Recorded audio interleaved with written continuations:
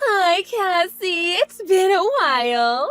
Are you actually planning to come to the class reunion? Is this Tara? It's good to hear from you. Yeah, I'm planning to come. Oh, really? You're coming? Is there some problem with that? Well, yeah, kinda. What? I'm uncomfortable with having someone as poor as you sitting at the same table as us. Excuse me? As poor as me? Yeah? You work in a factory, don't you?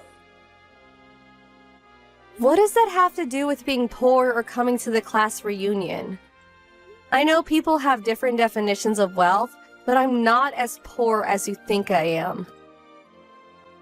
But you do work in a factory, right? Yeah, but so what? What's the factory's name? Bridgewell Fabrication. Yep, I knew it. Knew what? My husband is the CEO of one of your company's clients. Oh, isn't that great? Oh, small world, huh? I think I remember hearing about that actually. Does your husband work at Wagner Industries?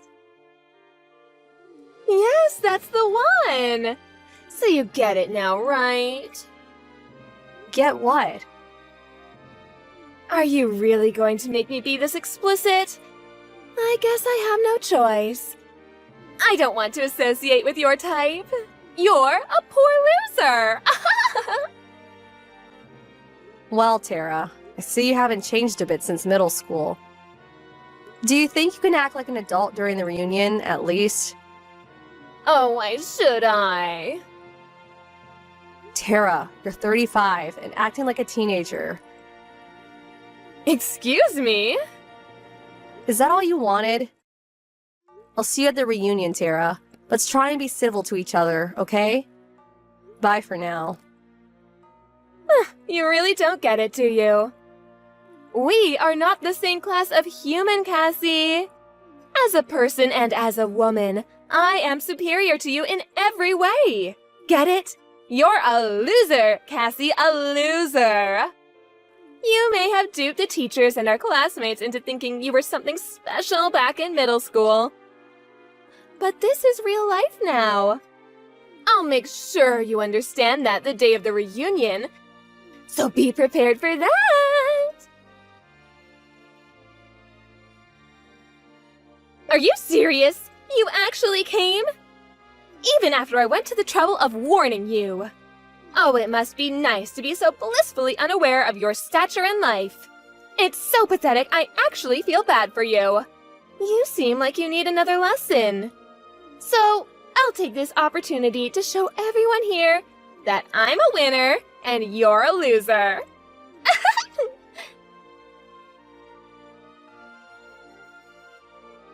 Oh, this is so much fun! Do you finally get it now? Your cute little act from middle school doesn't work in the real world. Go back to where you belong, factory girl. Sweaty and covered with grease. Tara, would you mind explaining why you just threw a glass of wine all over me? Do you have any idea how hard it's gonna be to get this red wine out of my dress? I don't see why you're complaining. I went to the trouble of picking the perfect wine for you. The perfect wine for me?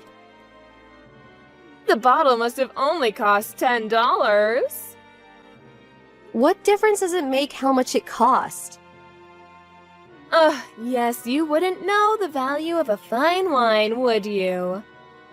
When you drink fine wine regularly like me, you develop a more refined taste. I tasted a bit of the wine I threw at you beforehand, and I knew right away that it was the kind of wine sold cheap by the gallon at every supermarket in town. Like I said, it was perfect for an uncultured woman like you. I'm sorry. I must have missed the sorry somewhere in there. Oh, don't cry over cheap spilled wine, Cassie. If it worries you, I can always buy you another bottle. That was a vintage wine that the reunion organizing committee paid for out of their own pockets. What? Now go and apologize to them. Do you know how much one glass of that normally costs? But in any case, let me ask you. Why did you throw a cup of wine at me? Aren't you embarrassed to be acting so immature? Me? You're the one acting immature. What are you talking about? I told you before. I'm married to the CEO of Wagner Industries, a client of your employer, Bridgewell Fabrication. I am aware. So what? So you need to know your place. You're nothing but a laborer for a subcontractor. Wait, subcontractor? Class reunions are for those who have actually made something of themselves. Not for manual laborers working for chicken feed. Do you have any sense of shame at all?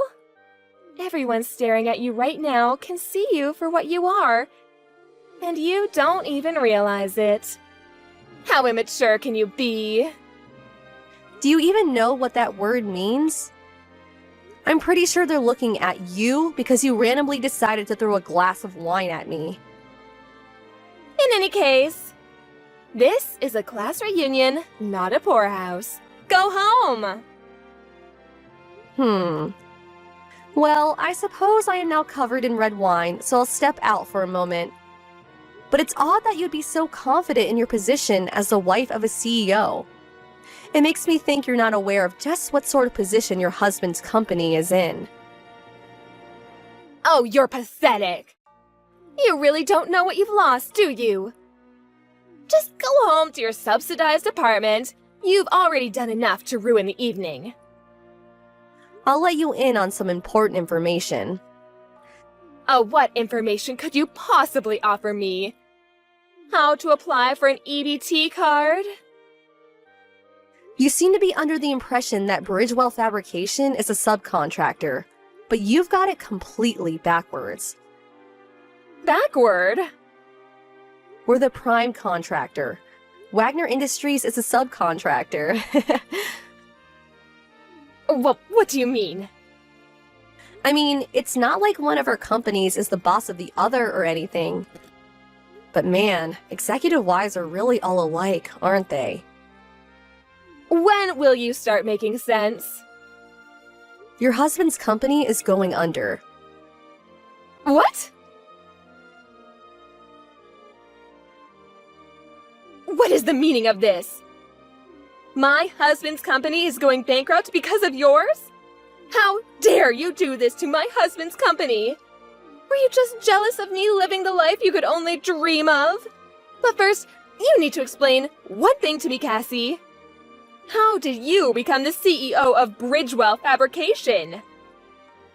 So you talked to your husband then?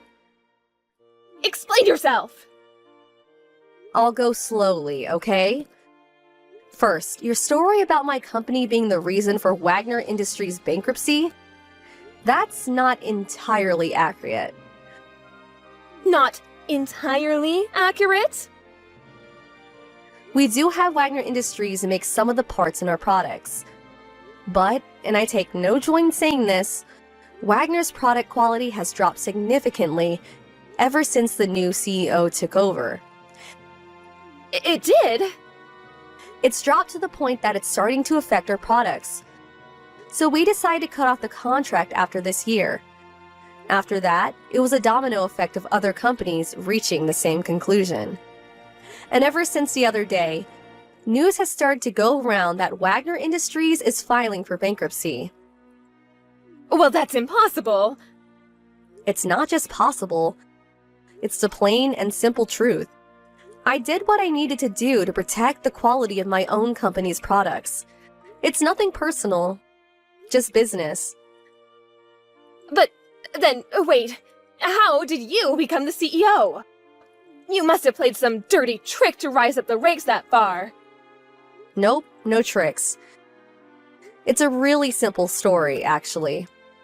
Bridgewell Fabrication was founded by my grandfather. I'm the third-generation CEO. It's your family's company? I was intending to take over the company, so I studied. And I've been working hard at expanding the business ever since I became CEO 2 years ago. Well, Well, I think that should answer all your questions. Can I go now? Oh, wait, could you hire my husband at your company? You want me to hire your husband? My husband has, well, earned the ire of his family for running his father's business into the ground. They said they won't contribute a cent towards the debt that he's incurred. So, you want me to give him a job? I'm not asking for much. He's got plenty of experience at the corporate level. He'd make an excellent member of the board of directors. No thanks. Why not? There are no open board seats at the moment. And even if they were, I'm not very interested in hiring someone who has consistently looked down on me for being a woman CEO. I'm not gonna hire someone who'd cause me nothing but trouble. Oh, but you have to! If my husband doesn't find work soon, I'm going to have to find a job. So you just wanted me to finance your preferred lifestyle. Well, I can't work. I've never had a job before. That does not surprise me at all. What's that supposed to mean? I'm done explaining things to you. I've had enough for this evening. Think about it yourself. Bye. My husband is suing me. Huh? I thought I could escape his debt by divorcing him. But he found out about my boyfriend, and now he's suing me for infidelity. Boyfriend? You were cheating on him? My husband is so straight-laced, I needed some excitement. What else was I supposed to do, be in a boring marriage? How could he sue me for this? I'm not touching that one. Why are you being so cold to me? I'm sick and tired of explaining everything to you. But I need someone to talk to. I'm blocking you. Wait, don't! Bye-bye.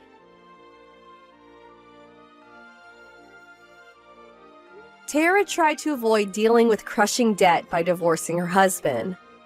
But in an unexpected twist, her affair got uncovered.